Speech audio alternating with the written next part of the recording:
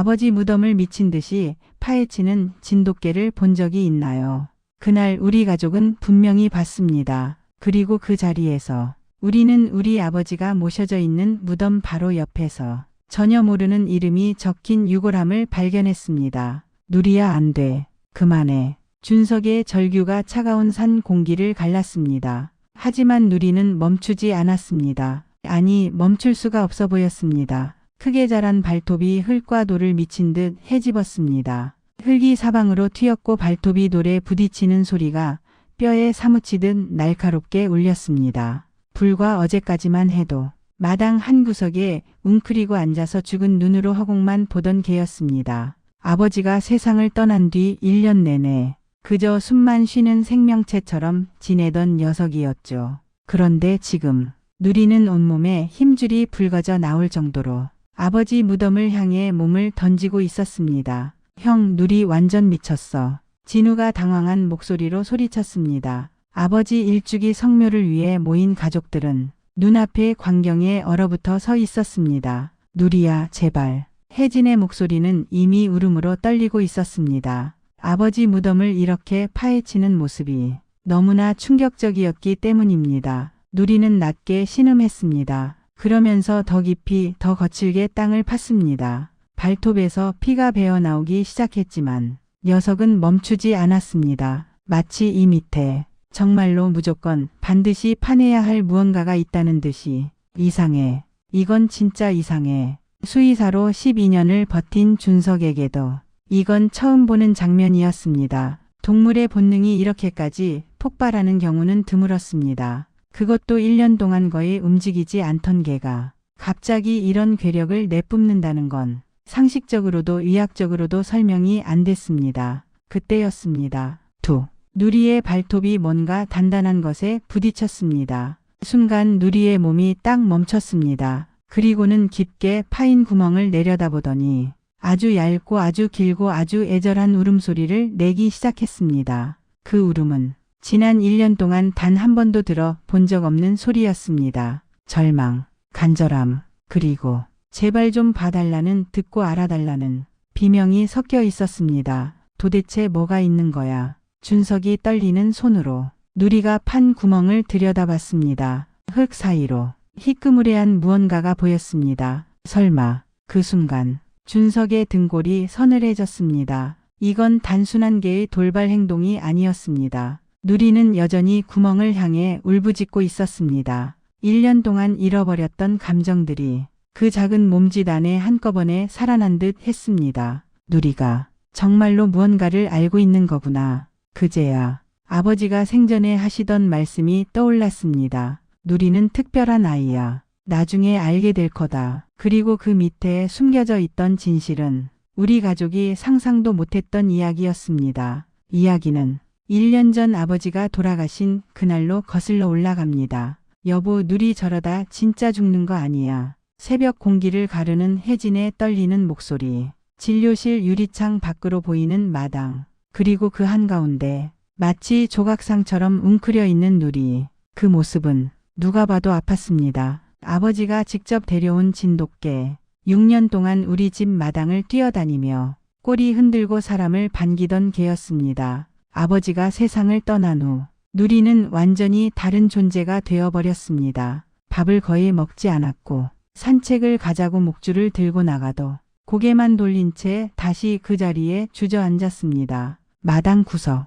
아버지 방이 보이는 방향을 향한 자리, 거기서 하루 종일 하늘과 공을 번갈아 쳐다보고만 있었죠. 마치 아직 문을 열고 나올지도 모를 주인을 기다리는 것처럼. 형, 이렇게 두면 진짜 안 된다니까. 교사인 동생 진우조차 차분한 말투를 잃을 정도였습니다. 동물병원을 운영한 지 12년. 준석은 자신을 괴롭히듯 말했습니다. 다른 집 개들은 다 살려놓고 정작 우리 집 개 하나를 이렇게 만들어놨네. 혈액 검사, 엑스레이, 초음파, MRI 해볼 수 있는 검사는 다 해봤습니다. 결과는 하나였습니다. 신체적으로는 아무 문제 없음. 동료 수의사들도 같은 말만 되풀이했습니다. 슬픔에서 오는 우울인 것 같습니다. 시간이 지나면 나아질 거예요. 하지만 1년이 지나도 누리는 좋아지지 않았습니다. 오히려 더 깊이 가라앉았습니다. 체중은 3킬로나 줄었고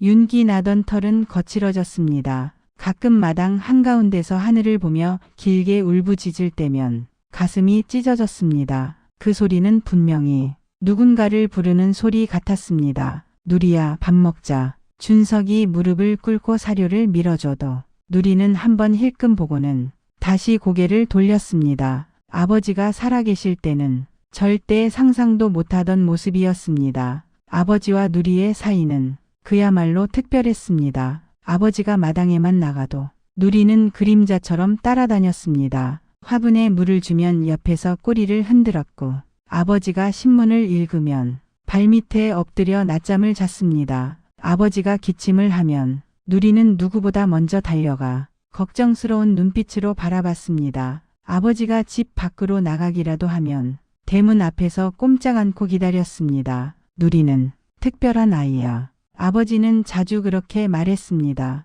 그땐 그냥 싫지 않아서 하는 말인 줄 알았습니다. 하지만 이제 와 생각해 보면 아버지는 뭔가를 알고 계셨던 것 같습니다. 혜진의 목소리가 문 밖에서 들렸습니다. 오늘도 한 숟갈 간신히 먹었어. 닭 가슴살 삶아줘도 도저히 더는 안 먹네. 혜진은 간호사였습니다. 병원에서 힘든 일을 하고 집에 돌아와서도 누리에게 좋은 걸 만들어 먹이고 안아주고 쓰다듬어 주었습니다. 그런데도 소용이 없었습니다. 누리는 아버지가 세상을 떠난 그날부터 그 자리에 묶인 영혼처럼 움직이지 않았습니다. 아버지가 돌아가시던 날도 조금 갑작스러웠습니다. 큰 병원에서 내려온 의사는 조용히 말했습니다. 심장마비 같습니다. 연세도 있고 자연스러운 임종이셨을 거예요. 그때 우리는 편하게 가셔서 다행이다라고 서로를 위로했습니다. 하지만 지금 생각해보면 너무 빨랐습니다. 그날 밤 아버지 영정 앞에서 준석은 혼잣말을 했습니다. 아버지, 누리가 왜 이러는지 혹시 알고 계세요? 아버지는 사진 속에서 여전히 온화한 미소를 짓고 있었습니다. 그 미소를 보다 준석은 어느 순간 아버지가 누리를 처음 데려오던 날을 떠올렸습니다. 준석아, 이 녀석 잘 부탁한다. 나중에 꼭 필요한 순간이 올 거다. 그땐 그냥 반려견 키우는 책임감을 말하는 줄 알았습니다. 하지만 그 필요한 순간은 생각보다 너무 빨리 찾아왔습니다. 아버지 일주기 성묘를 앞둔 어느 날, 혜진이 조심스럽게 말했습니다. 여보, 이번엔 누리도 데려가 볼까? 아버지 만나면 조금 나아질지도 모르잖아. 처음엔 망설였습니다. 하지만 이상하게도 그 말이 머릿속에서 계속 맴돌았습니다. 성묘 당일 아침, 누리야, 차에 타자. 그 말을 듣는 순간 1년 동안 아무 반응도 없던 누리가 갑자기 귀를 쫑긋 세웠습니다. 평소 같으면 고개를 돌리거나 자리를 옮겼을 텐데 그날 누리는 천천히 일어나 차가 있는 쪽으로 걸어왔습니다. 꼬리가 아주 조금 흔들렸습니다. 혜진이 놀란 눈으로 말했습니다. 어머, 누리가 나와. 진우도 신기하다는 듯 바라봤습니다. 아버지가 보고 싶은가 보네. 준석이 조심스레 머리를 쓰다듬자 누리는 처음으로 그 손길을 피하지 않았습니다. 마치 그래 가자라고 대답하는 것처럼 산소로 가는 길, 누리는 뒷자리에서 창밖만 뚫어지게 바라보고 있었습니다. 산이 가까워질수록 누리의 숨이 조금씩 빨라졌습니다. 앉았다 일어났다를 반복하고 코로 창문을 톡톡 건드리며 앞을 향해 낑낑거렸습니다. 산소에 도착하자 3월의 바람이 싸늘하게 불었습니다. 허공은 조용했고 나무잎도 거의 움직이지 않았습니다. 우리 가족은 각자 역할을 나눠 성묘 준비를 했습니다. 제사상을 차리고 주변을 쓸고 꽃을 정리했습니다. 누리는 무덤 앞에 가만히 앉았습니다. 그리고 한참을 아버지 이름이 새겨진 비석만 바라보고 있었습니다. 아이고 우리 누리, 아직도 아버지 찾나 보다. 가족들은 그 모습을 보고 마음 아파했습니다. 그때까지만 해도 그 광경은 눈물 나는 장면일 뿐이었습니다. 하지만 모든 것이 뒤집힌 건 바로 그 다음 순간이었습니다. 누리가 갑자기 무덤 앞 흙을 후벼파기 시작한 겁니다. 누리야, 뭐 하는 거야? 준석이 소리쳤지만 누리는 이미 제어할 수 있는 상태가 아니었습니다. 앞발이 보이지 않을 정도로 빠르게 움직였습니다. 흙이 얼굴과 옷에 튀는 것도 신경 쓰지 않았습니다. 누리 그만해. 진우가 뛰어가 붙잡으려 했지만 누리는 몸을 비틀어 빠져나오고 다시 무덤으로 달려들었습니다. 발톱이 갈라져 피가 묻어났는데도 녀석은 아파하는 기색조차 없었습니다. 그 눈에는 오직 단 하나의 집착만 있었습니다. 저 아래 뭔가가 있다. 지금 당장 꺼내야 한다. 결국 준석과 진우가 힘을 합쳐 누리를 억지로 끌어안았습니다. 녀석은 발버둥치며 울부짖었습니다. 마치 놓아줘 아직 못 찾았어라고 말하는 것 같았습니다. 혜진이 조심스럽게 말했습니다. 혹시 무슨 일 있는 거 아니야? 누리가 판 자리를 들여다보니 흙이 조금 파여 있었지만 맨눈으로 보기엔 별게 없어 보였습니다. 하지만 그날 밤 누리는 집에 돌아와서도 마당을 빙글빙글 돌며 헤매다 하늘을 보고 길게 울부짖었습니다. 그 소리는 단순한 슬픔이 아니었습니다. 어딘가를 향한 신호 같았습니다. 준석은 더 이상 버틸 수 없었습니다. 솔직히 말해서 나는 확인해 보고 싶어. 다음 날 저녁 식탁에 둘러앉은 가족들 앞에서 준석이 조심스럽게 말문을 열었습니다. 뭘 확인해? 진우가 물었습니다. 아버지 무덤을 파보면 안 될까? 순간 공기가 무겁게 가라앉았습니다. 파묘는 자연스럽게 꺼낼 수 있는 말이 아니었습니다. 아버지를 다시 땅에서 꺼낸다는 것. 그건 웬만한 마음 가지고는 결심하기 어려운 일이었습니다. 하지만 누리의 모습이 계속 눈앞에 아른거렸습니다. 1년 동안 죽은 듯 지내다가 바로 그 무덤에서만 미친 듯이 파고들던 모습.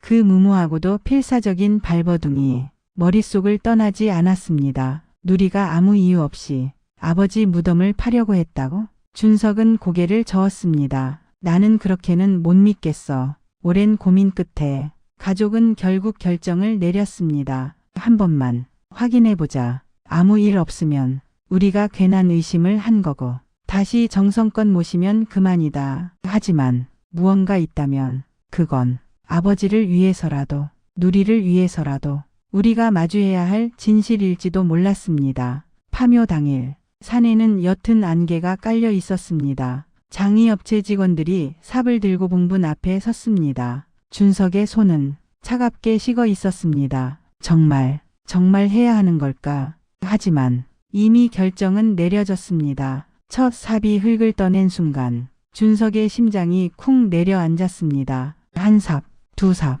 세 삽. 시간이 지날수록 무덤은 천천히 모습을 바꿔갔습니다. 언젠가 우리가 두 손을 모아 올렸던 흙이 다시 아래로 내려가고 있었습니다. 그리고 마침내 장의업체 직원 한 명이 뭔가 이상한 걸 발견했습니다. 이건 뭐지? 관이 내려가 있을 자리보다 조금 옆쪽이었습니다. 직원은 흙을 더 파내다가 조용히 고개를 들었습니다. 유골함이 있습니다. 무슨 말씀이세요? 준석은 뛰어가듯 다가갔습니다. 그곳에는 아버지 관이 있는 위치와는 별개로 작고 하얀 사각형 유골함 하나가 조용히 묻혀 있었습니다. 이거 가족분들이 함께 묻으신 건가요? 아니요. 저희는 그런 적 없습니다. 준석의 목소리가 떨렸습니다. 이름이 적혀 있네요. 김소희. 듣도 보도 못한 이름이었습니다. 태어난 해와 사망 연도도 적혀 있었습니다. 25살. 아버지가 돌아가신 지 딱 1년 정도 된 시점과 묘하게 겹치는 나이와 시기.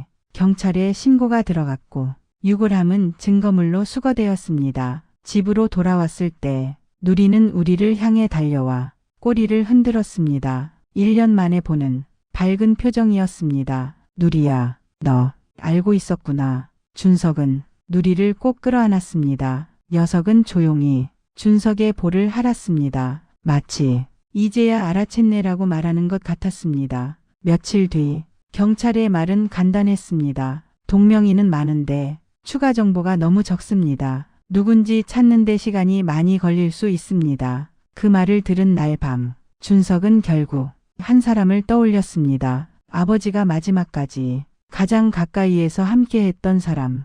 영희 이모. 간병인으로서 마지막 6개월 동안 아버지를 돌보며 함께 지냈던 사람. 아버지는 그 사람을 유난히 아꼈습니다. 혹시 아버지가 영희 이모에게 무언가를 남기고 떠난 건 아닐까? 준석은 전화를 걸었습니다. 이모, 시간 되시면 집에 한번 들르실 수 있으세요.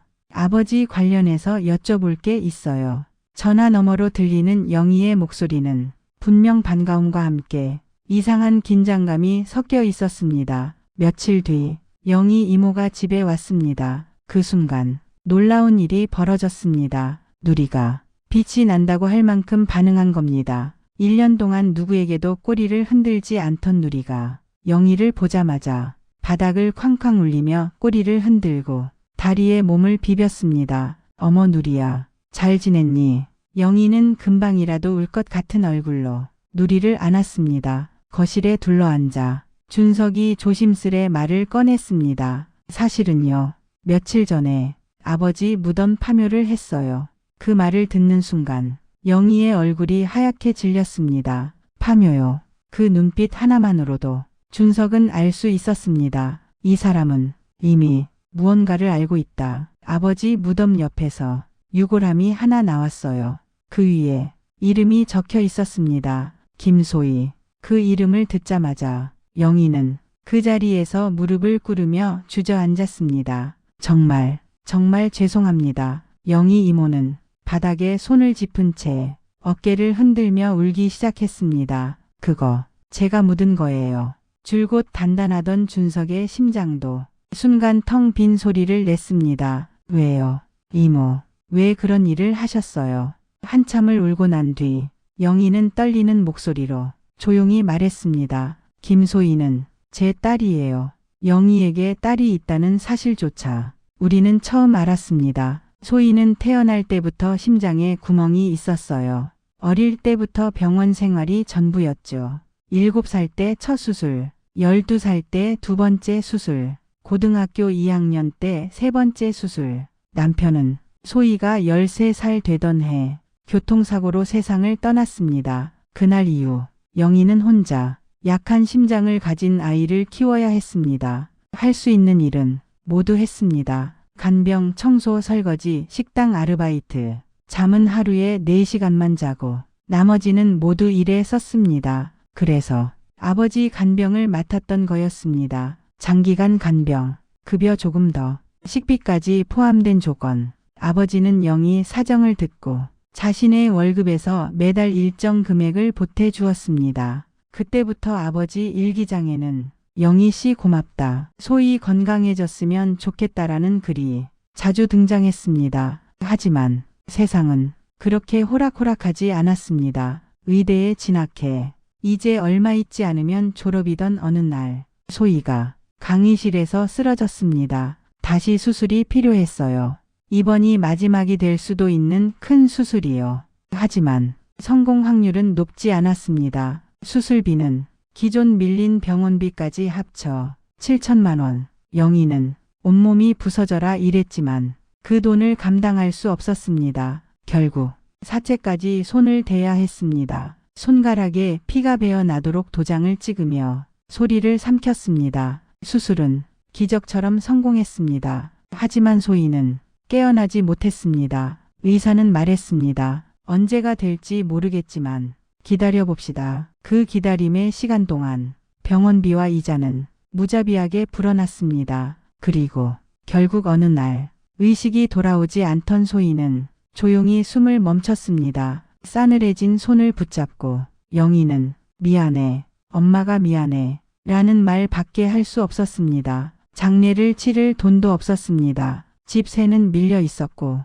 사채 이자는 눈덩이처럼 불어났습니다. 선택지는 두 가지였습니다. 빈소도 없이 가장 싸구려로 화장을 끝내고 유골함을 아는 채 갈 곳이 없어 헤매거나 어딘가에 몰래 묻거나. 화장을 마친 뒤 직원이 물었습니다. 유골은 어디로 모실까요?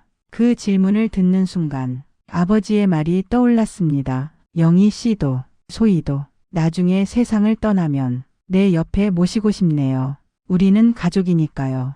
그날 밤 영희는 손전등 하나만 들고 산길을 올랐습니다. 가슴에 꼭 안고 있는 건 작은 유골함 하나. 아버지 무덤 앞에 섰을 때 죄송합니다. 아버님 죄송합니다. 그 말밖에 나오지 않았다고 합니다. 소희야, 엄마가 많이 부족해서 정말 미안해. 아버님, 제가 나중에 꼭 더 좋은 곳으로 옮길게요. 그렇게 아버지 무덤여 작은 자리를 파고 소희의 유골함을 그 안에 조심스레 내려놓았습니다. 눈물로 흙을 덮으면서 영희는 마음속으로 수십 번 되뇌었습니다.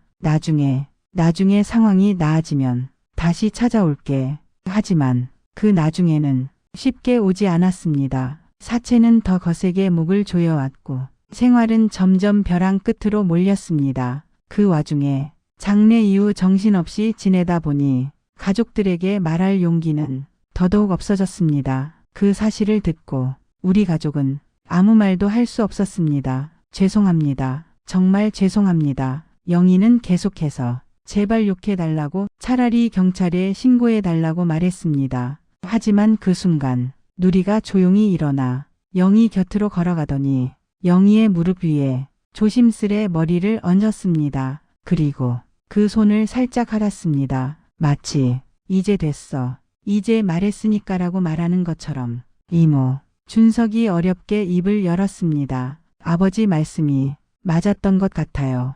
우린 진짜 가족이에요. 소희도요.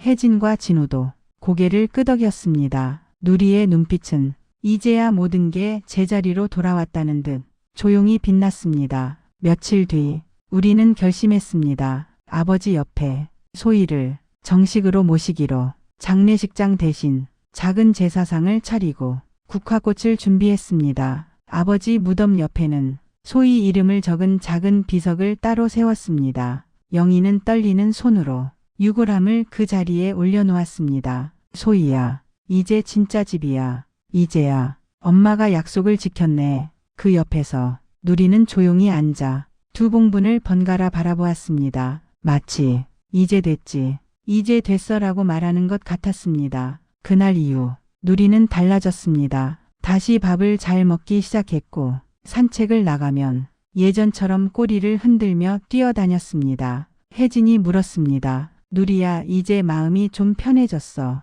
누리는 대답하듯 짧게 한번 짖었습니다. 그 소리는 그 어떤 검사 결과보다도 확실한 신호처럼 느껴졌습니다. 우리는 아버지의 오래된 일기장을 꺼내 다시 읽었습니다. 그 안에는 영희와 소희에 대한 고마움과 걱정이 수없이 적혀 있었습니다. 내가 떠나면 영희 씨와 소희는 어떻게 될까? 재산을 나눠주고 싶지만 아이들에게 미안해. 마음이 무겁다. 그 문장을 읽고 우리는 조용히 서로를 바라봤습니다. 그리고 또 하나의 결정을 내렸습니다. 아버지가 못 이룬 마음을 우리가 대신 이루자. 재산 일부를 영희에게 나누어 주고 그녀가 빚에서 벗어나 새 삶을 시작할 수 있도록 돕기로 했습니다. 많이 받았습니다. 이젠 됐어요.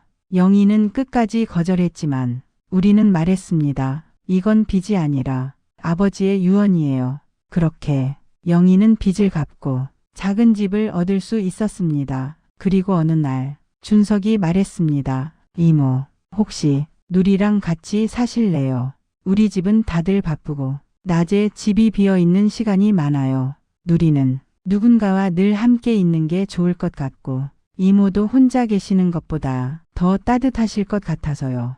영희가 누리를 바라봤습니다. 누리야, 엄마랑 살래. 누리는 기다렸다는 듯 꼬리를 힘차게 흔들었습니다. 그렇게 누리는 영희와 함께 살게 되었습니다. 시간은 다시 흘렀고 아버지의 이주기가 다가왔습니다. 이번 성묘에는 영희와 누리도 함께 했습니다. 산길을 오르는 내내 누리는 조용히 영희 곁을 지켰습니다. 산소에 도착했을 때 우리는 놀랐습니다. 아버지와 소희의 무덤 주변에 작은 들꽃들이 가득 피어 있었던 겁니다. 마치 누군가 일부러 심어 놓은 것처럼 조용하고 예쁘게. 아버지, 소희야, 우리 왔어요. 누리는 두 봉분을 천천히 한 바퀴 돌더니 앞에 앉아 조용히 고개를 숙였습니다. 잠시 후 하늘에서 부드러운 바람이 불어와 들꽃들을 살랑살랑 흔들었습니다. 그 모습을 보며 준석은 마음속으로 속삭였습니다. 아버지, 이제 걱정하지 마세요. 누리가 다 알려줬어요. 누리야, 고맙다. 여러분이라면 어땠을까요? 아버지 무덤을 미친 듯이 파헤치는 개를 보았다면 그냥 이상한 행동이라고 넘겼을까요? 아니면 그 눈에 담긴 간절함을 한 번쯤은 믿어봤을까요? 끝까지 들어주셔서 감사합니다.